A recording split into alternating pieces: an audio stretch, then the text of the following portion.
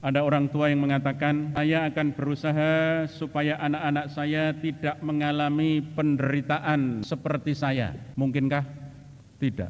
Tidak mungkin. Karena setiap orang akan mengalami penderitaannya sendiri. Penderitaan itu tidak usah diundang, akan datang dengan sendirinya. Dan setiap orang pasti mengalami. Tidak ada seorang pun yang lolos. Contoh misalnya, seorang anak sekolah pasti akan menghadapi ujian. Dan ujian adalah penderitaan. Dan orang tuanya tidak bisa membebaskan penderitaan itu. Karena yang mengerjakan soal ujian, ya anak itu, bukan orang tuanya. Maka penderitaan pasti akan datang. Pasti akan menimpa setiap orang. Tapi tidak perlu takut. Penderitaan bukan untuk ditakuti, bukan untuk dihindari, melainkan harus dihadapi dan dimaknai.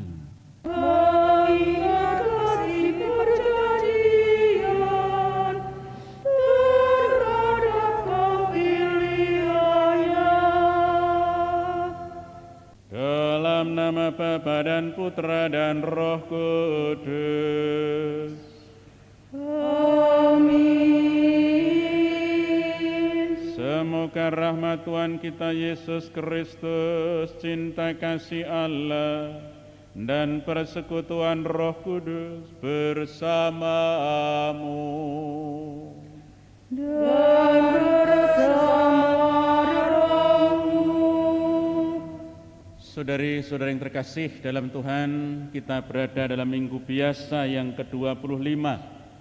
Sabda Tuhan yang akan diwartakan kepada kita sore hari ini mengajak kita semua untuk hidup berdasarkan misteri Paskah, sengsara, wafat, dan kebangkitan Kristus. Maka mari kita siapkan diri kita buka hati kita untuk menyambut sabdanya pada sore hari ini. Saudari-saudara, marilah mengakui dosa-dosa kita supaya kita layak merayakan misteri suci ini. Kita ungkapkan tobat kita bersama-sama. Saya mengaku kepada Allah yang Maha Kuasa dan kepada saudara sekalian bahwa saya telah berdosa dengan pikiran dan perkataan, dengan perbuatan dan kelalaian. Saya berdosa, saya sungguh berdosa. Oleh sebab itu saya mohon kepada Santa Perawan Maria, pada para malaikat dan orang kudus, dan kepada saudara sekalian, supaya mendoakan saya pada Allah Tuhan kita. Semoga Allah yang Maha Kuasa mengasihani kita, mengampuni dosa kita, dan mengantar kita ke hidup yang kekal. Amin. Marilah kita berdoa.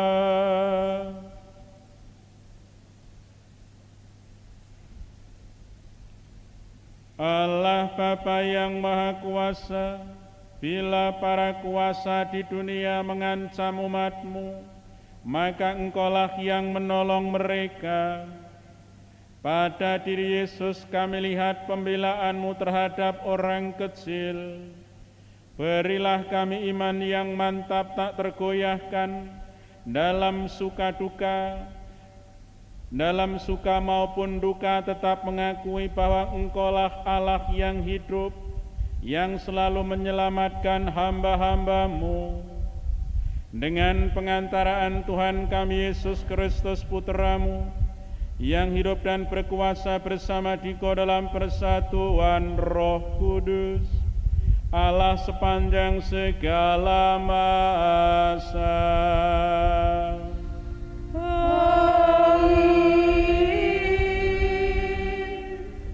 Bacaan dari Kitab Kebijaksanaan.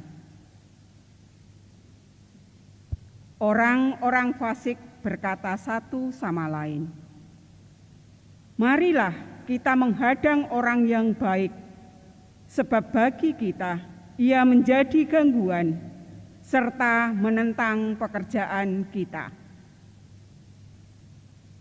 Pelanggaran-pelanggaran hukum dituduhkannya kepada kita, dan kepada kita dipersalahkannya dosa-dosa terhadap pendidikan kita.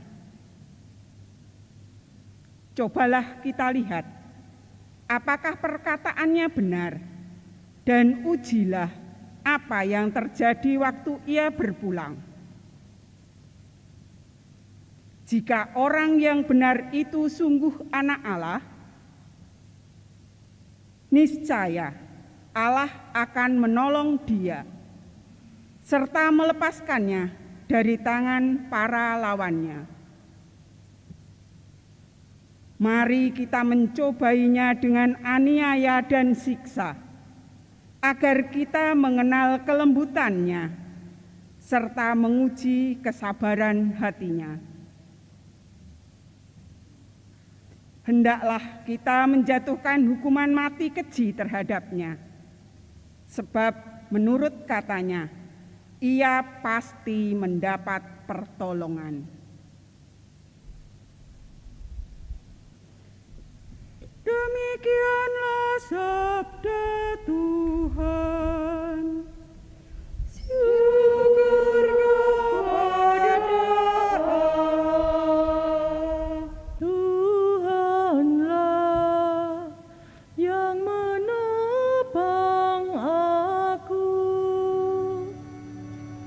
Tuhanlah yang menopang aku.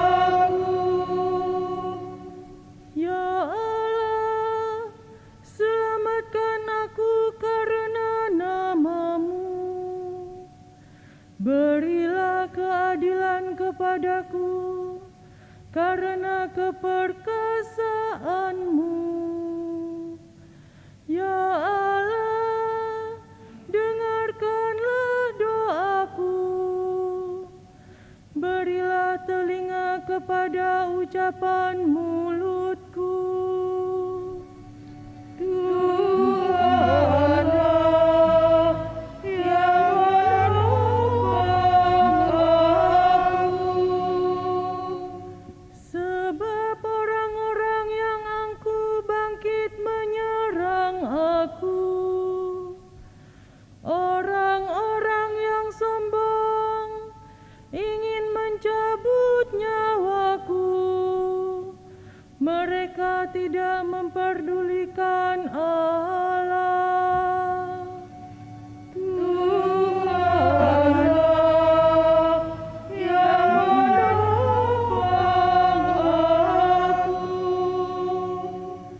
Sesungguhnya Allah adalah penolongku. Tuhanlah yang menopang aku. Dengan rela hati, aku akan mempersatukan kurban kepadamu. Aku akan bersyukur sebab baiklah nama-Mu ya Tuhan. Tuhanlah yang menopang aku. Bacaan dari surat Rasul Yakobus. Saudara-saudara yang terkasih, di mana ada iri hati dan mementingkan diri sendiri, di situ ada kekacauan dan segala macam perbuatan jahat. Tetapi hikmat yang dari atas itu pertama-tama murni. Selanjutnya pendamai, peramah, penurut, penuh belas kasihan dan buah-buah yang baik, tidak memihak dan tidak munafik. Dan buah yang terdiri dari kebenaran itu ditaburkan dalam damai untuk mereka yang mengadakan damai. Dari manakah datangnya sengketa dan pertengkaran di antara kamu? Bukankah dari hawa nafsumu yang saling bergulat di dalam dirimu? Kamu mengingini sesuatu, tetapi tidak memperolehnya, lalu kamu membunuh. Kamu iri hati, tetapi tidak mencapai tujuan. Lalu kamu bertengkar dan berkelahi. Kamu tidak memperoleh apa-apa karena kamu tidak berdoa. Atau kamu berdoa juga, tetapi kamu tidak menerima apa-apa karena kamu salah berdoa, sebab yang kamu minta akan kamu gunakan untuk memuaskan hawa nafsumu. Demikianlah sabda Tuhan. Syukur kepada Allah. Haleluya, haleluya, haleluya, haleluya,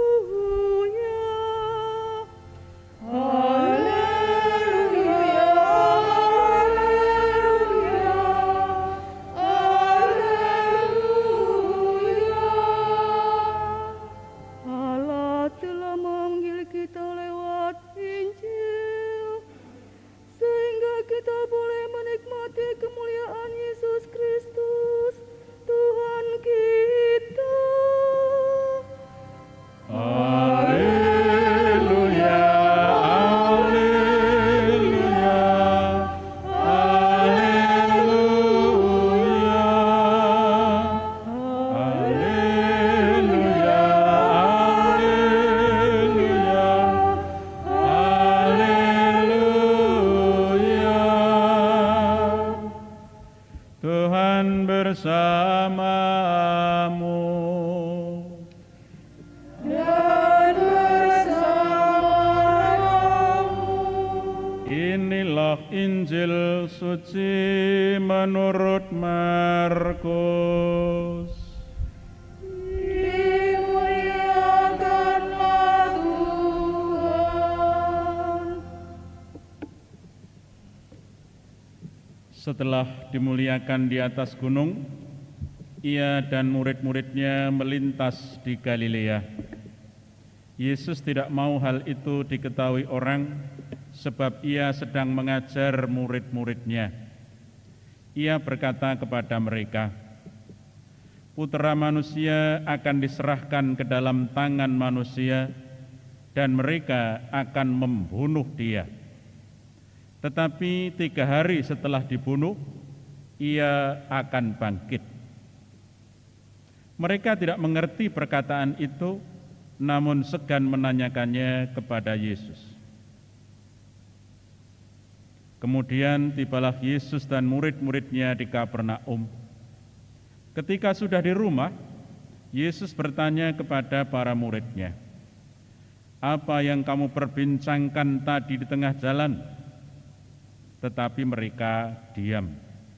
Sebab di tengah jalan tadi, mereka mempertengkarkan siapa yang terbesar di antara mereka. Lalu Yesus duduk dan memanggil ke-12 murid itu. Katanya kepada mereka, "Jika seseorang ingin menjadi yang pertama, hendaklah ia menjadi yang terakhir dari semuanya dan menjadi pelayan dari semuanya." Yesus lalu mengambil seorang anak kecil dan menempatkannya di tengah-tengah mereka. Kemudian ia memeluk anak itu dan berkata kepada mereka, "Siapa saja yang menyambut seorang anak seperti ini dalam namaku, ia menyambut aku. Siapa saja menyambut aku, sebenarnya bukan aku yang mereka sambut, melainkan Dia yang mengutus aku." Demikianlah sabda Tuhan. Terpujilah Kristus.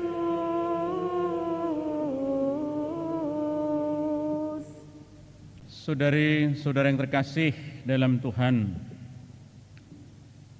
ada orang tua yang mengatakan, "Saya akan berusaha supaya anak-anak saya tidak mengalami penderitaan seperti saya." Mungkinkah? Tidak. Tidak mungkin. Karena setiap orang akan mengalami penderitaannya sendiri. Penderitaan itu tidak usah diundang, akan datang dengan sendirinya. Dan setiap orang pasti mengalami itu. Tidak ada seorang pun yang lolos. Contoh misalnya, seorang anak sekolah pasti akan menghadapi ujian. Dan ujian adalah penderitaan. Dan orang tuanya tidak bisa membebaskan penderitaan itu. Karena yang mengerjakan soal ujian, ya anak itu, bukan orang tuanya. Maka penderitaan pasti akan datang. Pasti akan menimpa setiap orang. Tapi tidak perlu takut. Penderitaan bukan untuk ditakuti, bukan untuk dihindari, melainkan harus dihadapi dan dimaknai. Ya, sekali lagi, penderitaan bukan untuk ditakuti, bukan untuk dihindari, melainkan untuk kita hadapi dan kita maknai. Dan pada kenyataannya setiap orang akan didewasakan dengan penderitaan itu. Dengan ditimpa penderitaan itu, orang akan menjadi kokoh, orang menjadi kuat, akan menjadi dewasa. Maka penderitaan itu ada maknanya. Menarik, dalam warta hari ini Tuhan Yesus mengajar para murid untuk memahami, untuk memaknai misteri Paskah, yaitu sengsara, wafat, dan kebangkitan Kristus. Tuhan Yesus katakan kepada mereka, anak manusia akan diserahkan ke dalam tangan manusia, dan mereka akan membunuh dia, tetapi 3 hari sesudah ia dibunuh, ia akan bangkit. Ini adalah misteri Paskah. Dan bukan hanya sekali itu diberitakan, diwartakan, disampaikan kepada murid, tetapi diulang sampai 3 kali. Menunjukkan bahwa hal itu sungguh sangat penting. Mungkin sebagaimana para murid, kita juga mengajukan pertanyaan yang sama. Mengapa Yang Maha Kuasa tidak menyertai puteranya dengan bala tentara surgawi, sehingga dia jaya di hadapan umat dan juga jaya di hadapan para penentangnya? Mengapa dia dibiarkan berjuang sendiri, menderita sendiri? Perlu kita pahami bahwa penderitaan dan kematian Yesus itu berujung pada kebangkitan. Tidak berhenti pada kematian. Ia tidak dikuasai oleh kematian, sebaliknya dialah yang menguasai kematian itu dan mengalahkan kematian itu. Memang dia harus mati. Karena dengan mati ia masuk ke sarang maut itu. Ketika dia masuk ke sarang maut itu, ia mengalahkan maut itu. Ia membinasakan kematian itu dengan kebangkitannya. Jadi kalau orang menanyakan, loh Allah kok mati? Memang harus mati. Karena hanya dengan kematian itu bisa masuk ke sarang maut. Kalau mau mengalahkan musuh, maka harus masuk ke sarangnya. Ketika tidak bisa. Dan musuh yang terbesar adalah maut itu. Maka Yesus masuk ke sarang maut untuk mengalahkannya dengan kebangkitannya. Maka di dalam Yesus, salib dan kebangkitan itu tak terpisahkan. Baginya tidak ada kebangkitan tanpa kematian. Tidak ada kemuliaan tanpa salib. Keduanya merupakan satu kesatuan yang tak terpisahkan. Maka dari warta yang disampaikan kepada kita sore hari ini, kiranya kita bisa merenungkan beberapa hal. Yang pertama, perlu kita sadari dan kita pahami bahwa tidak semua penderitaan atau kesusahan disebut salib. Ya, tidak semua penderitaan, tidak semua kesusahan dapat disebut salib. Penderitaan, kesusahan yang dapat disebut salib hanyalah yang ada kaitannya dengan iman akan Kristus.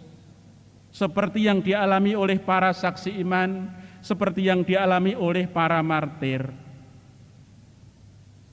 Penderitaan yang diakibatkan karena narkoba, karena judi, itu tidak bisa disebut salib. Karena penderitaan semacam itu sebenarnya bisa diatasi ketika orang bertindak bijaksana. Ketika hidup bijaksana, orang tidak akan mengalami penderitaan itu. Sedangkan penderitaan salib tidak bisa diselesaikan dengan hidup bijaksana. Orang bijaksana pun ketika penderitaan salib ini tetap akan menimpa. Yesus adalah pribadi yang sangat bijaksana, tapi real dia tertimpa oleh salib itu. Ya, sekali lagi, tidak semua penderitaan dapat disebut salib. Hanya penderitaan yang ada kaitannya dengan iman akan Kristus yang dapat disebut dengan salib. Penderitaan yang tidak karena iman akan Kristus, sekali lagi, tidak bisa disebut dengan salib. Yang kedua, Tuhan bersabda, tidak ada kasih yang lebih besar daripada kasih seorang yang memberikan nyawanya untuk sahabat-sahabatnya. Apa yang diajarkan oleh Yesus dipraktekkan dalam kenyataan hidup. Sengsara dan wafatnya di salib merupakan wujud nyata dari apa yang ia ajarkan. Inilah bentuk pelayanan tanpa pamrih. Inilah bentuk kasih yang tanpa batas. Tindakan Yesus yang demikian itulah yang membuat dia dipercayai oleh 2,3 miliar penduduk dunia sampai hari ini. Ya, penduduk dunia kurang lebih hari ini itu 7 miliar. Kurang lebih. 2,3 miliar percaya akan Yesus Kristus ini. Teriman akan Yesus Kristus ini. Itu semua terjadi karena misteri Paskah itu. Yang terakhir, Tuhan bersabda, jika seseorang ingin menjadi yang terdahulu, hendaklah ia menjadi yang terakhir dari semuanya dan pelayan dari semuanya. Bercita-cita menjadi orang besar, bercita-cita menjadi orang yang terkenal, punya kedudukan dan semacamnya adalah baik dan benar, adalah sah. Orang bercita-cita itu sah, benar, tidak ada yang salah.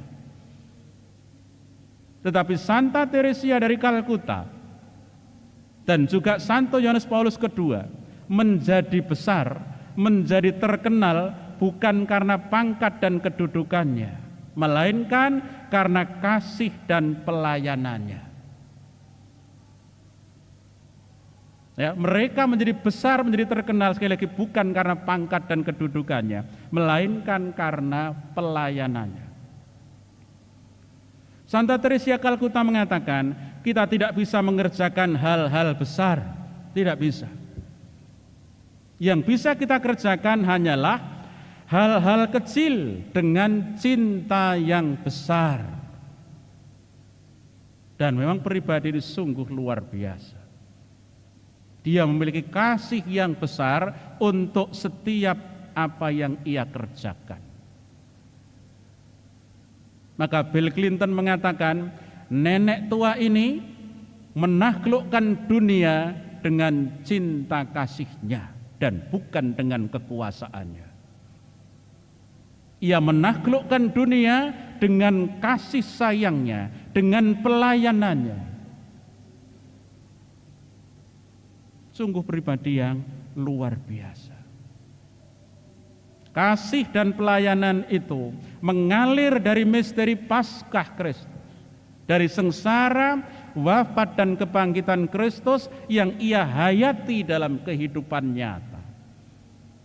Maka saudari-saudara, semoga kita dikenal dan dikenang sebagai orang besar karena keterlibatan, karena pelayanan kita dalam membangun masyarakat yang adil, makmur, dan sejahtera.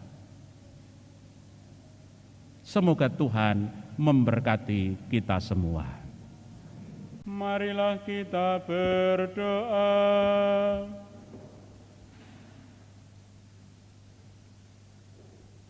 Allah Bapa di surga, kabulkanlah permohonan kami akan kedamaian dan keadilan, dan tunjukkanlah kepada kami jalan kebenaran pada diri Yesus Putra-Mu, yang demi kebahagiaan kami berkenan menjadi yang terkecil di antara kami, serta pelayan kebahagiaan kami. Dialah Tuhan kami kini dan sepanjang masa. Amin. Tuhan bersamamu Dan bersama rohmu. Semoga Allah yang Maha Kuasa memberkati saudara sekalian, Bapa dan Putra dan Roh Kudus. Amin.